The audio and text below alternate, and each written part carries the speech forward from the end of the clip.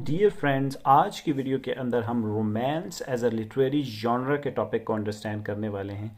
हम जानते हैं कि लिटरेचर के अंदर मुख्तलिफ जॉनरास होते हैं, यानी लिटरेचर की मुख्तलिफ टाइप्स होती हैं जिन्हें हम जॉनरास कहते हैं।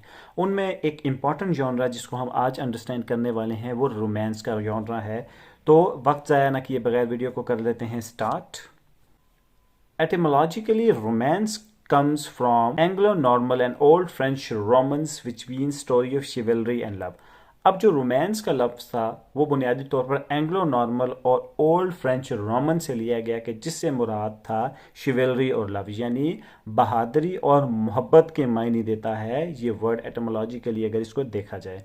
अब दो डेफिनेशंस जो मैंने सिलेक्ट की हैं कि आपके कंसेप्ट को मज़ीद बेहतर तौर पर इंडोर्स किया जाए वो ये हैं। Romance is a narrative genre in literature that involves mysterious adventures and spiritual story line where the main focus is on quest, chivalry and bravery. A romance is a narrative genre. Romance एक narrative genre है, यानी इसके अंदर narration होती है, events को narrate किया जाता है।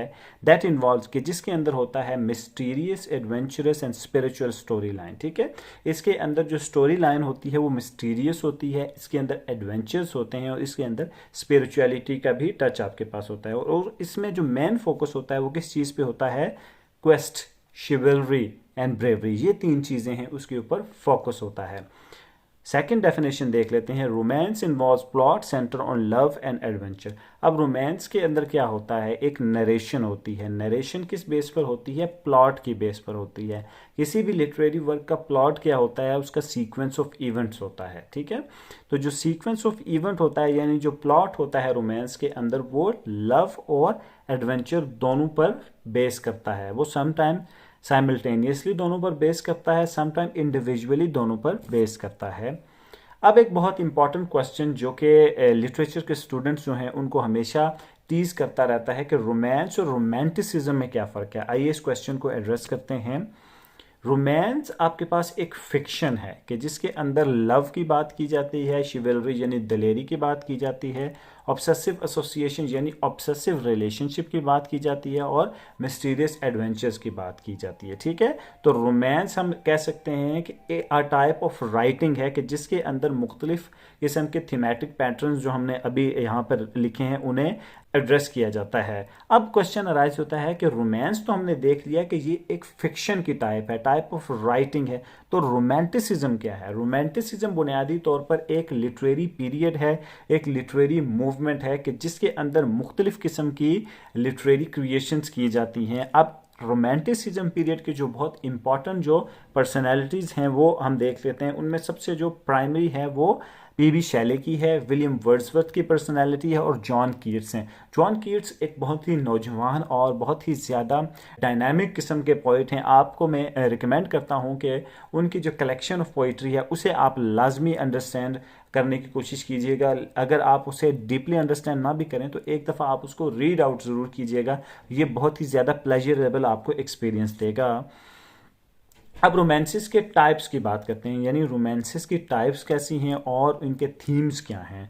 सबसे पहला जो रोमांस है वो आपके पास गॉथिक रोमांस। अब सेटिंग की बात करते हैं जैसे लेट्स सपोज एक लिटरेरी वर्क नॉवल है, उसे लिखा गया एक गांव के अंदर, तो उसकी सेटिंग हम कहेंगे एक विलेज के अंदर है।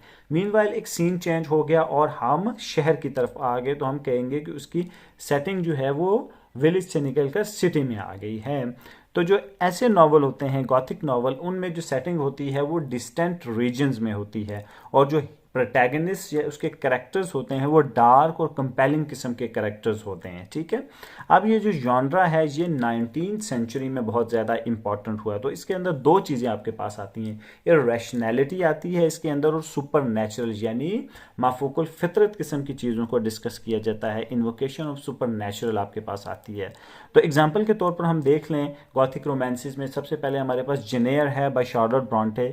ये लाइफ स्टोरी है बर्था मैसन की, इसे आपने देख लिया था। इसे दोबारा जेनरीज ने रीराइट किया था वाइट सरगैसो सी में। उसके बाद अगला जो वर्क है the Scarlet Letter by Nathaniel Hawthorne. उसके बाद थर्ड हमारे पास वर्क आता है Frankenstein bye Mary शेले। Historical novel, historical novel نام سے ہی ثابت ہے کہ اس کے اندر ہسٹری کی بات ہوگی، تاریخ کی بات ہوگی، ٹھیک ہے.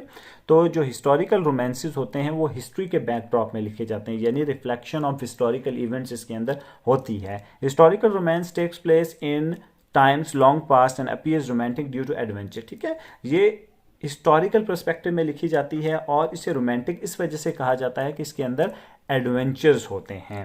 اب دا لاسٹ آف موہیکانس بائی جیم فینیمور اور راب رائے بائی سال والٹر اسکاٹ جو ہیں اس کی ایگزامپل کے اندر آپ کے پاس آتا ہے. کنٹمپریری رومانس، یہ امپورٹنٹ ہے، اسے آپ نے سمجھنا ہے. Contemporary romance focuses on a love relation ship and has a happy ending. ٹھیک ہے، کنٹمپریری رومانس یا ماڈرن رومانس کے اندر بنیادی طور پر ہوتا کیا اس طریقے سے ہے کہ اس کے اندر ایک لو ریلیشن شپ ہوتا ہے جس کی ایک ہیپی اینڈنگ ہوتی ہے، یعنی کپلز کی ایسوسیشن کی اس کے اندر بات ہوتی ہے. ٹھیک ہے، یہ دو طریقے سے اس طرح کے جو رومانسز ہیں انہیں لکھا جاتا ہے، ایک سیریز رومانس اور سنگل ٹائٹل رومانس. اب ایک چیز آپ نے سمجھ لینی ہے، رومانس یا رومانٹسزم دو الگ الگ چیزیں ہوں، ہم نے دیکھ لیا، لیکن رومانس ایز اے ژانرا کو جب آپ انڈرسٹینڈ کرنے کے لیے بیٹھتے ہیں تو آپ کے مائنڈ میں آتا ہے کہ رومانس ایک ریلیشن شپ ہے، اے romantic association between opposite gender, لیکن ایسا نہیں ہے. رومانس ایک بہت ہی براڈر اسپیکٹرم ہے جس پہ ہم نے چیزوں کو دیکھنا ہے. اس کے اندر شیولری اور بریوری پرائمری چیزیں ہیں، اور اسی کے اندر جو رومانس ہے جس کے اندر لو افیکشن آتی ہے وہ بھی اس کے اندر ہے، لیکن سوللی ہم رومانس کو لو افیکشن یا obsession کو نہیں کہہ سکتے. تو جو ایک رومانس ہے وہ بہت زیادہ براڈ ٹرم ہے کہ جس کے اندر شیولری، بریوری اور رومانٹک افیکشن وغیرہ سب کچھ آ سکتے ہیں. اب ادر ٹائپس ہم دیکھ لیتے ہیں. جو مائنر ٹائپس ہیں اس کے اندر کامیڈی رومانس آ گیا ہے، ٹریجک رومانس آ گیا ہے، سٹیریکل رومانس آ گیا اور سیریس رومانس آپ کے پاس آ گیا ہے.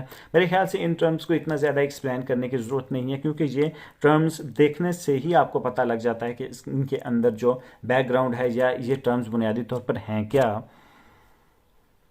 تو یہاں پر ویڈیو کا کرتے ہیں اختتام. میری آپ سے ریکویسٹ ہے کہ چینل کو سبسکرائب کیا کریں اور ویڈیو کو تھمز اپ ضرور دیا کریں اور مجھے اپنے کمنٹ سے ضرور آگاہ کیا کریں. Thank you very much and اللہ حافظ.